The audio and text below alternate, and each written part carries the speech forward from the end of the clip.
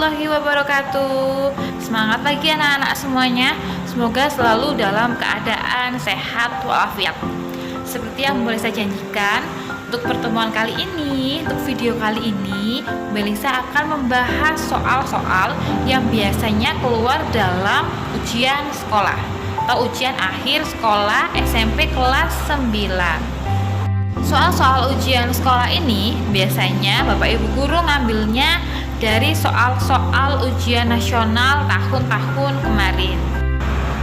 Dan soal-soal yang akan kita bahas ini anak-anak, ini ada tingkatannya, mulai dari tingkat yang paling bawah level 1, level 2 sampai level 3 yang dia ini membutuhkan penalaran. Nanti kita pelajari satu persatu soal-soal ini, semoga mudah dipahami. Jika ada pertanyaan, kalian bisa WA, Japri, atau kalian bisa komen di videonya Melisa di akun YouTube. Semoga mudah dipahami. Mari belajar.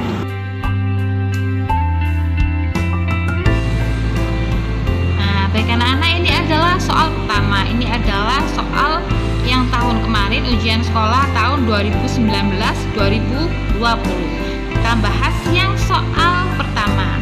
Soal ini bisa jadi keluar, bisa jadi tidak.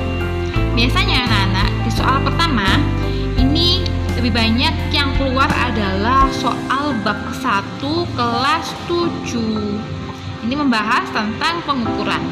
Nah, kalau di soal ini kira-kira bisa nggak kalian mengerjakan sebelum diterangkan? Sekarang saya jelaskan dulu. Soalnya, perhatikan gambar berikut. Ini ada gambar timbangan ton raca. Nah, agar neraca ini menjadi seimbang, kira-kira cara menghitungnya gimana? Sekarang kita mulai dari sini. 400. Nah, soal pertama 450 ditambah tambah 1200. Hasilnya adalah 1650. Ini yang ini. Ini hasilnya adalah 1650. Terus ini kita hitung. Di sini kalian lihat satuannya sudah sama apa enggak? Ini satuannya sudah sama gram. Hanya dia bisa langsung ditambah. Tapi ini kilogram, ini gram. Berarti yang kilogram ini harus dirubah dulu menjadi gram. Kalau sudah gini, kan harus ingat tangga yang seperti ini. Masih ingat tangga ini, Nak? Kita pernah pelajari ini di SD dan juga pernah belajar ini di kelas 7. Dulu Bunda kelas 7 sering membuat tangga ini menjadi hafalan. Hafalannya adalah Ki Haji Demi Dim Cinta Malam. Itu kalau kita pakai meter, karena kita pakai gram, jadi meternya kita rubah jadi gram. Di atas ini jadi kilogram, setelah itu kilogram, kemudian dekagram, setelah itu gram, baru desigram, sentigram, terakhir adalah miligram. Nah, di soal ini kita harus merubah kilogram menjadi gram. Berarti dia turun 1, 2, 3. Kalau turun berarti dikali, kalau naik berarti dibagi. Ini sudah pernah kita bahas dulu. Berarti hasilnya adalah 1 gram jadi 1 kilogram menjadi gram, hasilnya adalah 1000. Jadi tinggal tambahkan berapa, Nak? 1000 tambah 500, hasilnya adalah 1500. Kemudian ini hasilnya ini tadi, ya hasilnya ini tadi itu adalah 1650 dikurangi ini 1500, ketemu hasilnya adalah 150. Sekarang kita lihat di sini. Nah, di sini kira-kira yang menjawab 150 itu timbel yang mana? Nah, bisa kita lihat kalau timbel 1 500, timbel 2 250, timbel 3 100, timbel 4 50. Berarti yang tepat adalah menyamakan atau memasangkan timbel 3 dan 4. Berarti jawabannya adalah yang C. Bisa dipahami untuk soal ini? Sekarang kita ke soal nomor 2 anak-anak. Ini dia soal nomor 2. Ibu membuat kopi untuk ayah, 1 sendok kopi bubuk dan 1 sendok gula pasir dimasukkan ke dalam cangkir. Kemudian dituangkan air panas setengahnya sehingga menjadi air kopi yang manis berbau harum. Kalau ada soal seperti ini, kemudian ada tabel-tabel seperti ini, berarti ini membahasnya adalah perubahan wujud zat. Ini masih membahas materi kelas 7. Kalau sudah seperti ini, yang harus kamu ingat-ingat adalah perubahan bentuk padat, cair, dan gas. Sekarang kita ke padat. Padat di sini ada bentuk, ada volume. Untuk padat harus diingat-ingat, padat bentuknya adalah tetap. Kalau volume juga tetap. Sekarang ke cair.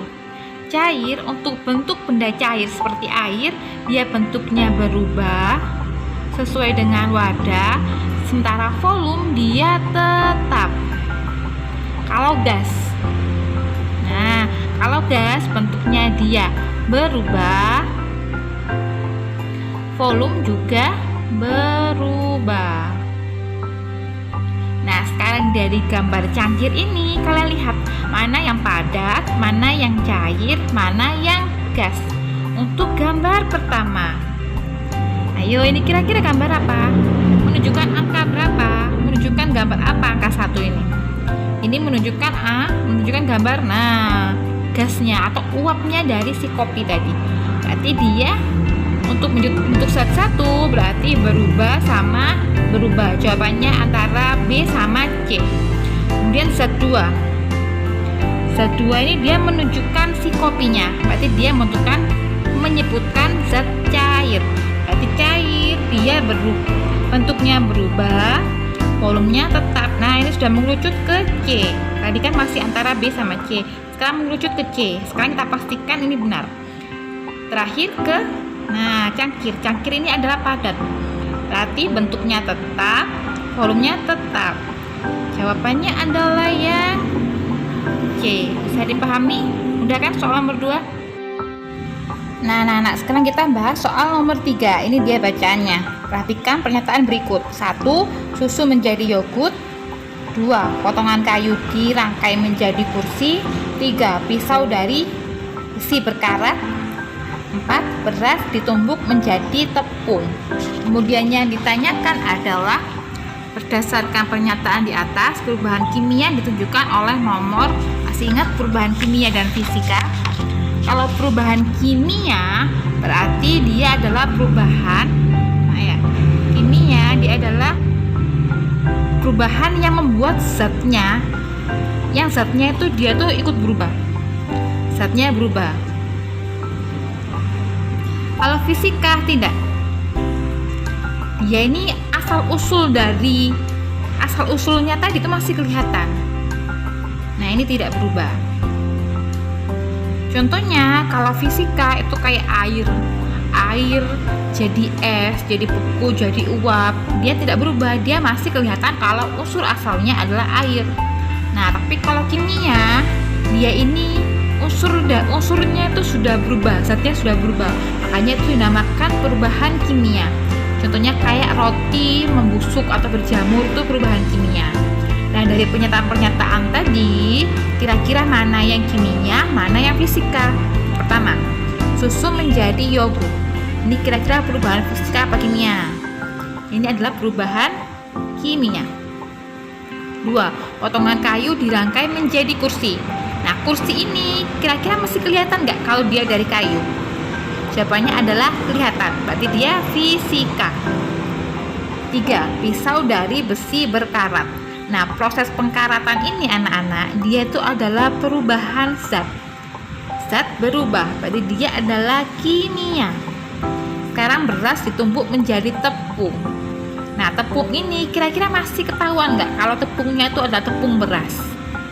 Masih ketahuan, makanya ini masih dinamakan perubahan fisika. Kecuali kalau beras jadi nasi, kemudian nasinya membusuk menjamur, nasi jadi jamur atau menjamur, itu baru perubahan kimia. Tapi kalau masih beras ditumbuk menjadi tepung, ini masih perubahan fisika. Jadi dari jawaban ini yang benar adalah perubahan kimia, yaitu nomor 1 dan 3. Mudah kan soal nomor 3? Nah, sekarang soal nomor 4. Air dipanaskan dengan suhu, ini keliru, 20 derajat Celcius sampai mendidih 100 derajat Celcius. Perubahan suhu tersebut pada ukuran termometer Fahrenheit sama dengan, kalau ini kalian harus ingat, Celcius, Fahrenheit, Kelvin, reamol, Kelvin. Ini pelajaran IPA kelas 7 semester 1. Kalau seandainya kalian nanti belum paham, saya jelaskan ini belum paham, saya akan kirim link YouTube yang khusus membahas tentang termometer dan perubahan suhunya. Tapi sekarang kita bahas dulu soal yang ini. Nah, anak-anak, sebelum kita bahas soal ini, kalian harus ingat dulu atau hafal dulu ini. Ukuran dari Celcius, kemudian reamur, Fahrenheit, sama Kelvin. Kalau Celcius berapa, Bu? Celcius nilainya adalah 5. Reamur 4. Fahrenheit 9. Kelvin itu adalah 5. Fahrenheit ini punya buntut min 32. Kemudian Kelvin buntutnya adalah min 273. Asal usulnya di mana? Nanti kalian bisa lihat akun YouTube Melisa yang khusus membahas ini. Ini harus kalian hafal. Kalau bisa nanti kalian kelepek ini, biar nggak lupa. Nah, sekarang kita ke soalnya. Nah, tadi suhunya adalah 20 menjadi 100. Berarti berapa, nak? 20 menjadi 100. Berarti suhu dari 20 menjadi 100 itu adalah 80 derajat Celcius. Sekarang kita rubah. 80 derajat Celcius dia harus dijadikan ke Fahrenheit. Kemudian ditulisin ya, C sama dengan, C-nya itu adalah 5 per Fahrenheit-nya itu adalah 9. Jadi sini tulis 9. Di F min 32. Ingat Fahrenheit punya buntut dan ini harus ikut. F sama dengan min 32. Terus nilainya C sendiri itu adalah 80, berarti sama dengan 5 per 9. F min 32.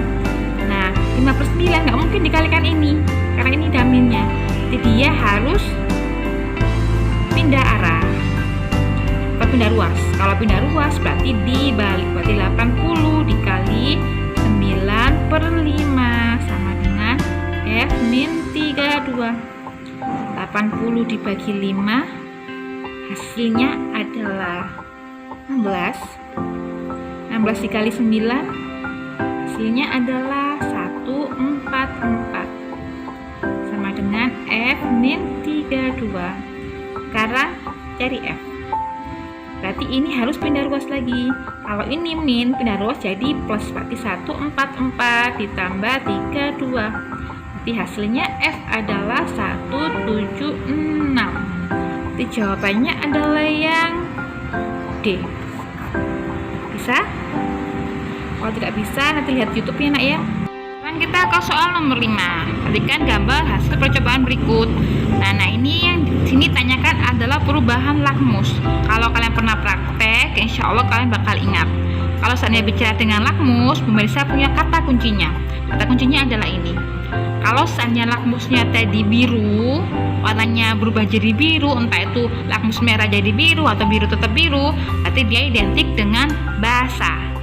Kalau lakmus merah, dia jadi merah, kemudian biru jadi merah, itu dia identik dengan asam. Kata kuncinya adalah biru, B, berarti basa. Ini merah, pakai bahasa Jawa jadi abang, abang jadi asam, A, B, B. Bisa dipahami? Kalau seandainya ada lakmus yang dia lakmus biru jadi merah, kemudian lakmus merah jadi merah, jelas asam. Tapi kalau lakmusnya dari biru jadi biru, jadi merah tetap merah, berarti dia netral. Sama, nah, seperti lakmus merah, kalau dia jadi lakmus merah, kalau seandainya dia jadi biru, kemudian lakmus biru jadi biru, berarti dia identik dengan basa. Sekarang kita ke soal. Di sini ada lakmus biru menjadi lakmus biru, kemudian dia menjadi merah, berarti dia jelas asam. merah, lakmus biru, dia menjadi tetap biru. Dia bisa netral N atau dia bisa basah. Makanya Bunda tulis N sama BN ini netral atau basah. Dan lakmus merah ini menjadi biru, jelas dia adalah basah. Kemudian lakmus merah menjadi merah, tetap merah, dia bisa asam atau bisa netral. Dari sini kira-kira yang basah yang mana? Yang basah jelas dia adalah yang nomor 3. Dan teman-temannya selain 3 dia adalah nomor 2. Jadi jawabannya adalah 2 dan 3. Udah dipahami? Udah. Selanjutnya pembahasan soal nomor 6. Ini adalah pemahaman konsep. Nah, di sini kita bicara tentang unsur senyawa dan campuran. Materi kelas 7 semester 1. Nah, ini nak. Ini kalian bisa lihat kalau unsur tuh jelas sendirian. Nah, ini unsur. Kalau campuran dia jelas jumlahnya banyak. Karena dia campuran. Ini campuran. Dari sini saja sudah kelihatan mana yang unsur, mana yang campuran. Jelas unsur nomor 1, kemudian campuran nomor 3.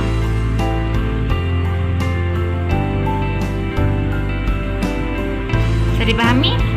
Bisa. Jawabannya adalah yang A. Soal selanjutnya di materi kelas 7 semester 1. Nah, sama nak di soal ini kalau soalnya kalian kurang jelas, ini mulai jelasinnya agak cepat. Kalau kalian kurang jelas, bisa lihat akun YouTube-nya Bu Melisa yang khusus membahas soal tentang kalor dan perubahannya. Sekarang kita pelajari ini dulu. Di sini pertanyaannya, jika kalor jenis es ini, kalor jenis air ini, kalor lebur es itu ini.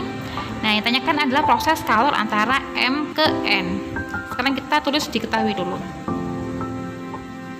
Diketahui pertama adalah massa. Massa ini adalah massanya. Massa dari kalor ini adalah 300 gram. Ini jadi 100 gram. Kemudian satunya nanti kilojoule. Kemudian di sini kalor es, kalor jenis es Pak TCS itu adalah 2 joule kilogram per derajat Celcius. Kilogram per derajat Celcius, jangan lupa. Kemudian kalor jenis air itu adalah 4.200 joule per kilogram derajat Celcius. Kemudian kalor lebur L, leburnya air itu adalah 340 joule per kilogram. Selanjutnya yang diketahui lagi itu adalah proses dari M ke N. Ini dinamakan delta T. Delta T antara M ke N itu adalah ini delta T-nya tuh ini nah. M ke N, M ke N ini yang ditanyakan M ke N, berarti delta T-nya adalah 10 dikurangi 0. M-nya yang dulu, lalu dikurangi 0 ini delta T. 10 dikurangi 0, hasilnya adalah 10. Kalau kalian mau lebih jelas ini dari mana, dengan prosesnya seperti apa, rumusnya apa yang saja yang digunakan, bisa lihat akun YouTube-nya Bu Melisa yang bahas tentang soal ini. Kemudian kita langsung hitung. Karena yang ditanyakan adalah M ke N, maka rumusnya yang digunakan adalah macet. Kalau seandainya, nah seperti ini. Kalau seandainya dari L ke E, dari K ke L, ini grafiknya naik, berarti dia pakai rumus macet. Kalau dari L ke M, karena dia turun, maka rumusnya adalah M kali L. Kalau ini M C delta T, kita singkat dengan macet. Karena ini naik lagi, nah karena ini lurus, maka M kali L kita singkat jadi mulus, karena garisnya lurus. Kalau ini naik lagi, maka kita singkat jadi macet lagi, MC delta T. Kalau di sini ada angka 100 derajat Celcius, kemudian ditanyakan adalah ini, berarti kita pakai rumus M kali U. Sekarang karena ini grafiknya yang digunakan adalah, yang ditanyakan adalah M ke N, maka kita pakai rumus macet. Berarti Q sama dengan M C delta T. M-nya adalah 300. Maaf, ini harus dirubah dulu. 300 dijadikan gram dijadikan kilogram, berarti dia 0,3. Di sini adalah 0,3. Kemudian yang digunakan adalah C, air. Kalau yang di sini, ini kan 0 derajat Celcius, ya nak ya. Berarti kalau yang di ini yang ditanyakan, berarti kamu harus menggunakan S. Karena air di bawah 0 derajat Celcius dia adalah S.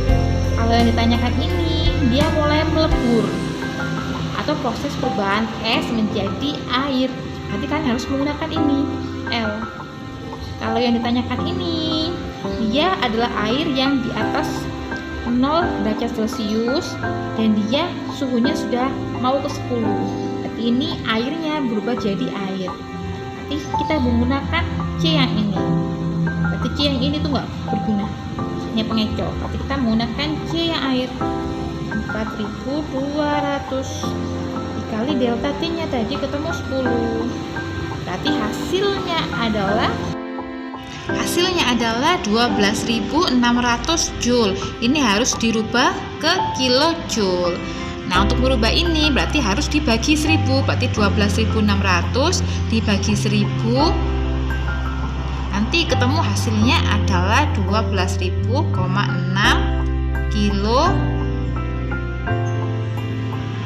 Berarti jawabannya adalah yang C. Lanjut soal nomor 8. Perhatikan contoh zat. Ada kopi, tembakau, kemudian teh, rokok. Zat yang mengandung nikotin tunjukkan oleh nomor. Ingat nikotin. Berarti nikotin itu adalah yang terkandung dalam rokok dan juga tembakau. Tadi tembakau nomor 2. Berarti jawabannya adalah yang C. Soal nomor 9. Perhatikan grafik antara kasus AIDS pada pengguna berikut. Keterangannya adalah sumbu X, ini sumbu X, ini sumbu Y. Dari sini bisa dinalar kan ya? Mudah sekali soal ini. Kalau kasus HIV AIDS dia makin bertambah. Jawabannya adalah yang B. Nomor 10. Masih ingat kita pernah membahas ini di listrik statis kelas 9. Kemarin. Kalau kalian lupa, kalian bisa buka lagi videonya tentang listrik statis. Nah, di sini masih ingat kira-kira yang di luar P ini adalah apa? Yang selalu berada di luar, yang biasanya lompat-lompat ke sana kemari atau berpindah, itu adalah elektron. Dan yang di dalam 2 ini berarti jelas dia adalah neutron dan juga proton. Berarti jawabannya yang mana?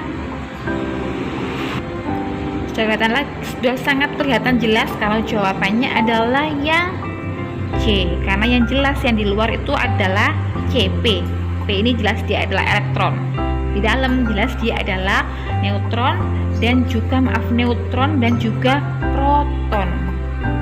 Nah, nomor 11 ini dia main grafik. Ini grafiknya grafik A, ini grafik C, ini grafik B dan grafik D. Sekarang soalnya. Ada laju, ada bis, ya. Kemudian bis ini dia ini melaju pada kecepatan A sampai D, A sampai D. Dan bis ini meneteskan oli. Kira-kira oli yang mana yang menunjukkan bis ini tambah cepat, stabil, dan tambah lambat? Kita perhatikan dulu. Ini A ke B. Kira-kira ini renggang-renggang, kemudian jadi rapat. Dan rapatnya ini akhirnya sama. Kira-kira grafiknya gimana? Kalau kayak gini, ini pakai nalar. Nah, kalau kayak gini berarti grafiknya dia adalah grafiknya seperti ini. Ini V kecepatan, kemudian ini T waktu atau jaraknya si bis, waktu sekon. Ini V rumusnya meter per sekon. V adalah kecepatan. Nah, kalau dari kayak gini, seandainya ini A, berarti kelihatan ini agak renggang, ini dari renggang kemudian lama-lama rapat, berarti jelas grafiknya menunjukkan kalau bis ini lama-lama dia pelan. Nah, setelah pelan kemudian ini sama, si bis ini dia jalannya sama, antara kecepatan sama waktunya sama. Setelah itu dia mulai renggang lagi, berarti dia mulai cepat. Ini lama-lama tambah cepat. Ini A ke B, B ke C. Nah ya, A ke B dia turun karena lamban. Kemudian B ke C, dia dari B ke C dia sama kecepatannya. Kemudian dari C ke D dia tambah naik. Jadi jawabannya adalah yang C, yang menunjukkan grafik dari base ini atau tetesan oli dari base. Bisa ya, kalau ada soal nalar seperti ini jangan ragu untuk gambar. Sekarang ke soal nomor 12. Nah, soal ini cukup mudah. Ini kita bahas ke kelas 8. Gaya kelas 8 semester 1. Kalau ada soal seperti ini, kan harus inget yang searah silakan ditambah. Ini karena searah, berarti tinggal kita tambah. Nah, lihat tanda panahnya searah semua kan? Berarti 3 ditambah 2 ditambah 5 hasilnya adalah 10. Kemudian soal nomor B. Yang searah yang mana? Yang searah adalah angka 3 ditambah 5. Nah, karena ini kebalikannya berarti dikurangi 2. 3 tambah 5 dikurangi 2 hasilnya 6. Ini yang searah yang mana? Yang searah adalah ini. Yang searah adalah berarti 5 dikurangi, nah ya ini 12 ditambah 3. 12 tambah 3 ya 15. Berarti 5 dikurangi 15 dia adalah min 10. 10 kenapa? Karena arahnya ke sana. Makanya kayak min karena arahnya dia lebih condong ke sana. Selanjutnya yang D, 5. Nah, ini yang searah yang mana? Yang searah adalah angka 5 ditambah 12 dikurangi 3 sama dengan 14. Berarti yang paling besar adalah yang D karena dia nilainya adalah 14. Bersambung dulu sampai bertemu di part 2.